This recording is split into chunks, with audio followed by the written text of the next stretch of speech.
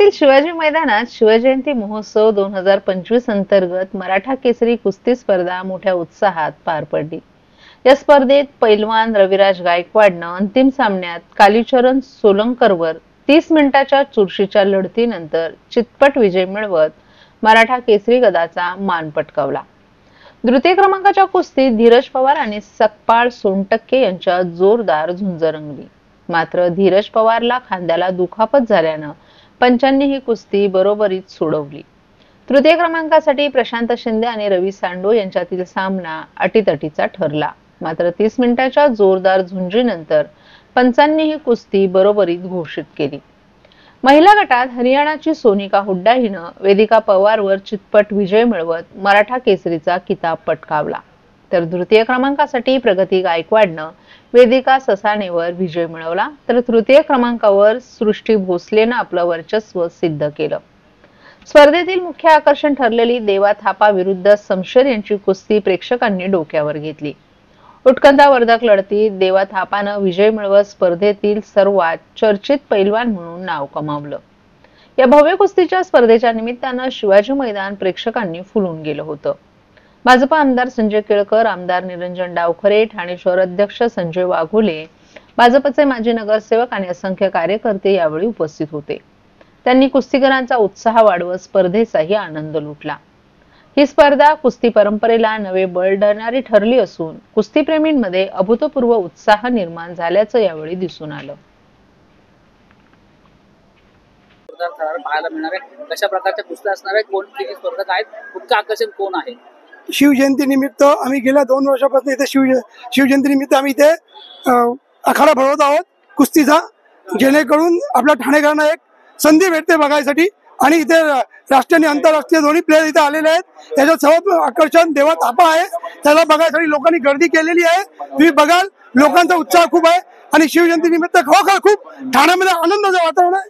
मी ठाणेकरांना विनंती करतो की त्यांनी या संधीचा लाभ घ्यावा आणि इथे कुस्ती बघायला यावं। किती कुस्त्या आता या मैदानामध्ये? टोटल 85 स्पर्धक इथे आलेले आहेत आणि त्याच्यामध्ये मुख्य आकर्षण देवा थापा हा आहे। प्रयागराज येथे तब्बल 114 वर्षांनंतर होत असलेल्या महाकुंभ मेळ्यात अनेक जण स्नान करण्यासाठी सहभागी झाले आहेत। त्यापैकी कोणी वैयक्तिक पापक्षालनासाठी तर कोणी आपल्या मातापित्यांना घेऊन कुंभ स्नान करत आहेत। परंतु संग्राम फाउंडेशन आणि जय हिंद अभियानाचे पदाधिकारी मात्र देशाच्या स्वातंत्र्यासाठी आपलं सर्वोच्च बलिदान देणाऱ्या ज्ञात अज्ञात हुतात्म्यांना कुंभ स्नानाचं पुण्य मिळवून देण्याकरिता या कुंभमेळ्यात सहभागी होणार आहेत। या संदर्भात पत्रकारांशी संवाद साधताना संग्राम फाउंडेशनचे अध्यक्ष आणि जय हिंद अभियानाचे संचालक गोपाल सिंग यांनी 27 फेब्रुवारी रोजी क्रांतीवीर चंद्रशेखर आझाद यांनी देशाच्या स्वातंत्र्यासाठी हुतात्म्य पत्करलं असून चंद्रशेखर आझाद यांच्यावर ज्या ठिकाणी कमला नेहरू यांनी अंत्यसंस्कार केले त्या ठिकाणी जय हिंद अभियानाचे सल्लागार आणि ज्येष्ठ अभिनेते मुकेश खन्ना यांच्या हस्ते वृक्षारोपण करण्यात येईल असं सांगितलं। यावेळी चंद्रशेखर आझाद पुरस्कारानं काही नामवंतांना गौरवण्यात येणार आहे। चंद्रशेखर आझाद यांच्या वंशात आता कोणीच राहिले नसल्यामुळे चंद्रशेखर आझाद यांना महाकुंभ स्नानाचं पुण्य मिळावं म्हणून आम्ही चंद्रशेखर आझाद यांची प्रतिमा असलेले फलक घेऊन त्रिवेणी संगमात स्नान करणार आहोत। यावेळी ज्ञात अज्ञात हुतात्म्यांची नावंही घेतली जाणार असल्याचं त्यांनी सांगितलं। जय हिंद अभियानाचे सचिव दीपक कुमार त्रिपाठी यांनी या अभियानाच्या माध्यमातून हुतात्म्यांना योग्य तो मानसन्मान मिळवून देण्याकरिता प्रयत्न करत असल्याचं सांगितलं। चंद्रशेखर आझाद आणि इतर हुतात्म्यांना भारतरत्न किताबानं सन्मानित करावं याकरिता शासन दरबारी आम्ही प्रयत्न करत आहोत।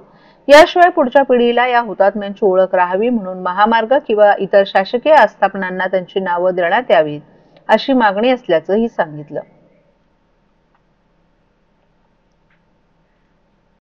7-8 साल पहले हम लोगों ने ये प्रयास किया था कि जो भी स्वतंत्रता सेनानी थे हमारे, इस समय उनकी क्या स्थिति है या उनके घर वालों की क्या स्थिति है या सरकारी दस्तावेजों में वो क्या स्थान रखते हैं, तो सारा कुछ पता करने दौड़ भाग करने के बाद जितना स्वतंत्रता सेनानियों के घर तक हम जा सकते थे वहाँ तक जाने के बाद हमें ये पता चला कि उनमें से लगभग सभी ऐसे फ्रीडम फाइटर जिन्हें फांसी हुई है या अंग्रेज़ों के द्वारा वो शहीद किए गए हैं, उन्हें शहीद का दर्जा नहीं मिला हुआ है।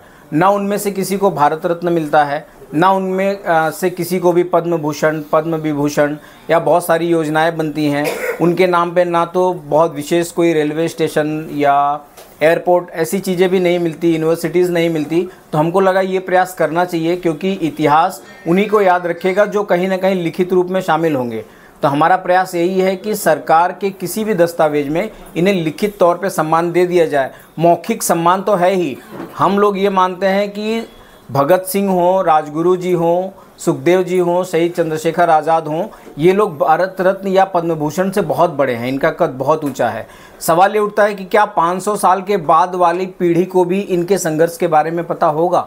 तो हम ये प्रयास कर रहे हैं, अगर कहीं लिखित होगा तो पता तब भी चलेगा। यही उद्देश्य है जय हिंद अभियान का। अभी जो ये अभियान है 27 फरवरी को चंद्रशेखर आज़ाद जी शहीद हुए थे अल्फ्रेड पार्क में, जो अब आज़ाद पार्क के नाम से जाना जाता है। तो 27 फरवरी को हम लोग हर वर्ष कुछ न कुछ अभियान का हमारा ये मुख्य तारीख बन चुका है। तो हम जब जाएंगे 27 तारीख को, तो आज़ाद जी के नाम पे वृक्षारोपण करेंगे, उनके नाम पे हम कुंभ स्नान करेंगे, उनकी प्रतिमा पे माल्यार्पण करेंगे, वहाँ पे भी पत्रकारों से बात करके उनके बारे में जागरूकता फैलाएंगे, अभियान की क्या मांगे हैं वो बताएंगे, और कुछ विशेष लोगों को आज़ाद सम्मान से सम्मानित करेंगे। महाराष्ट्रातील भगिनींना आधार देणारी राज्य शासनाची मुख्यमंत्री माझी लाडकी बहीण योजना। या योजनेअंतर्गत अल्प उत्पन्न गटातील 21 ते 65 वयोगटाच्या भगिनींना मिळणार दरमहा 1500 रुपयाची मदत। अर्ज करण्यासाठी 31 ऑगस्ट 2024 पर्यंत मुदतवाढ। कुटुंबाचं वार्षिक उत्पन्न 2.5 लाख रुपयांपेक्षा कमी असलेल्या महिला पात्र। कुटुंबाकडे पिवळं किंवा केशरी रेशन कार्ड असल्यास उत्पन्नाचा दाखला आवश्यक नाही।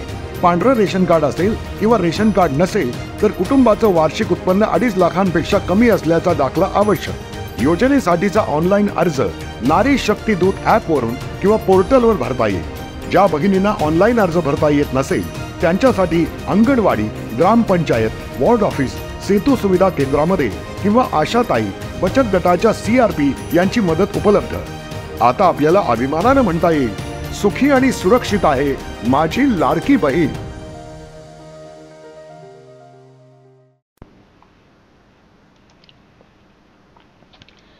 ठाण्यातील गजानन महाराज मंदिरात मोठ्या भक्तिभावानं गजानन महाराज यांचा प्रकट दिन साजरा करण्यात आला। यंदा महाराजांचा 147वा प्रकट दिन आल्यानं भक्तांमध्ये विशेष आनंदाचं वातावरण होतं।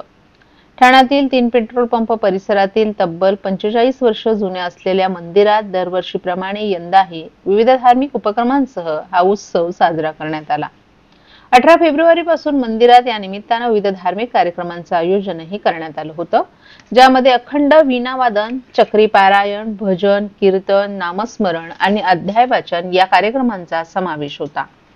विशेष म्हणजे मंदिर भाविकांसाठी दिवसरात्र खुलं ठेवण्यात आलं होतं। सकाळच्या आरतीनंतर महाप्रसादाचं वाटपही करण्यात आलं, ज्याचा हजारो भाविकांनी लाभ घेतला। लाखो भक्तांनी दर्शनासाठी मंदिरात गर्दी केल्याची माहिती मठाधिकारी विनय जोशी यांनी दिली आहे। या सोहळ्याचा संपूर्ण परिसरात भक्तिमय वातावरण निर्माण झालं होतं। अत्यंत शिस्तबद्ध आणि धार्मिक वातावरणात गजानन महाराजांचा प्रकट दिन सोहळा मोठ्या उत्साहात पार पडला। धार्मिक कार्यक्रम काय करणार, धार्मिक कार्यक्रम आरती झाली, भजन झालं, प्रवचन झालं, सगळ्या गोष्टी झाल्या। आता दर्शनार्थ येते लोक, त्यांना प्रसाद देतो, शिरा आणि झुणका भाकरी। या देवळाला यंदा 46 वर्ष झाली। माझा स्टुडिओ होता, त्या स्टुडिओला हे स्वरूप आलं। मूर्ती पेंटिंगची स्वतः मी केलेली आहेत आणि मी सहली काढायचो। 489 बसच्या सहली केल्या। ते घ्या, काय हवं ते घेऊन जा, मागा घेऊन जा। जय गजानन। बेसुमार पाणी वापरावर लगाम बसावा आणि वापराप्रमाणेच देयकाची आकारणी व्हावी या उद्देशातून ठाणे महापालिका प्रशासनानं शहरातील नळ जोडण्यांवर बसवलेली जलमापकं चोरून नेण्याचे प्रकार सुरू असल्याची माहिती पुढे आली आहे। गेल्या 7 वर्षांमध्ये 3155 जलमापकांची चोरी झाली असून या चोरट्यांमुळे नवीन जलमापकांसाठी पैसे भरावे लागत असल्यानं नागरिक मात्र हैराण झालेत। तसंच या चोरांमुळे पालिकेची डोकेदुखी वाढत असल्याचंही चित्र आहे। ठाणे महानगरपालिका क्षेत्रात दररोज 585 दशलक्ष लिटर इतका पाणी पुरवठा होतो। नळ जोडणी धारकांकडून ठराविक रक्कम देयकापोटी घेण्यात येत होती। यामुळे काही नागरिक पाण्याचा बेसुमार वापर करताना दिसून येत होते। अनेक ठिकाणी रस्ते आणि वाहने धुण्यासाठी नागरिक पाण्याचा वापर करत होते। ठाणे महापालिकेच्या सर्वसाधारण सभांमध्येही यासंबंधीचे मुद्दे उपस्थित झाले होते। त्यावेळेस असे प्रकार रोखण्यासाठी उपाययोजना करण्याची मागणी लोकप्रतिनिधींकडून करण्यात आली होती। यामुळे बेसुमार पाणी वापरावर लगाम बसावा आणि वापराप्रमाणेच देयकाची आकारणी व्हावी या उद्देशातून ठाणे महापालिका प्रशासनाने शहरातील नळ जोडण्यांवर जलमापक बसवण्याचा निर्णय घेतला होता। या निर्णयानुसार 2019 मध्ये शहरातील नळ जोडण्यांवर जलमापके बसवण्यास सुरुवात झाली। ठाणे महापालिका क्षेत्रात 1,13,328 नळ जोडण्या असून आतापर्यंत 1 लाखाहून अधिक नळ जोडण्यांना पालिकेने जलमापक बसवली आहेत।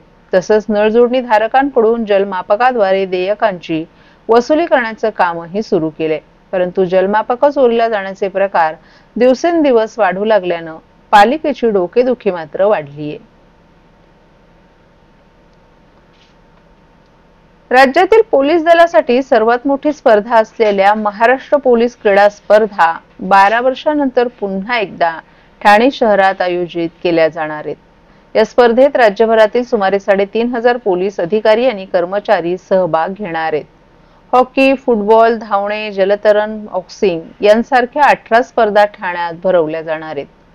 22 फेब्रुवारी ते 1 मार्च या कालावधीत या स्पर्धा होणार असून या स्पर्धेचं उद्घाटन 27 फेब्रुवारी रोजी मुख्यमंत्री देवेंद्र फडणवीस किंवा उपमुख्यमंत्री एकनाथ शिंदे यांच्या हस्ते होण्याची शक्यता आहे। राज्यातील पोलीस दलात अनेक पोलीस अधिकारी आणि कर्मचारी खेळाडू आरक्षणातून भरती होतात, तर काही पोलीस अधिकाऱ्यांना खेळाची आवड असते। राज्यातील सर्व पोलीस दलातील अधिकारी आणि कर्मचाऱ्यांची महाराष्ट्र पोलीस क्रीडा स्पर्धा आयोजित केली जाते। या स्पर्धांमध्ये हजारो पोलीस कर्मचारी त्यांच्या पोलीस दलाचं प्रतिनिधित्व करत असतात। यावर्षी ठाणे शहरातील साकेत मैदानात या क्रीडा स्पर्धेचं आयोजन करण्यात आले। ही स्पर्धा 22 फेब्रुवारी ते 1 मार्च या कालावधीत होणार आहे। यापूर्वी ही स्पर्धा 2013 मध्ये ठाण्यात आयोजित करण्यात आली होती। या स्पर्धेत हॉकी, फुटबॉल, जलतरण, बास्केटबॉल, शरीरसौष्ठव आणि धावणे अशा एकूण 18 क्रीडा स्पर्धा होणार आहेत। यातील काही स्पर्धा या साकेत मैदानावर होणार आहेत, तर काही स्पर्धा ठाणे पोलिसांच्या सिद्धी सभागृह पोलीस कवायत मैदानात होणार आहेत। या स्पर्धांमध्ये राज्यभरातील सुमारे 3,500 पोलीस खेळाडू सहभागी होणार आहेत। या स्पर्धा 22 फेब्रुवारी पासून सुरू होणार असल्या तरी त्याचं उद्घाटन 27 फेब्रुवारी रोजी होणार असल्याची माहिती पोलीस सूत्रांनी दिली आहे। स्पर्धेच्या उद्घाटनासाठी मुख्यमंत्री देवेंद्र फडणवीस किंवा उपमुख्यमंत्री एकनाथ शिंदे उपस्थित राहण्याची शक्यता आहे। स्पर्धेत विजेते झालेल्यांचा पारितोषिक देऊन गौरवही केला जाणार आहे।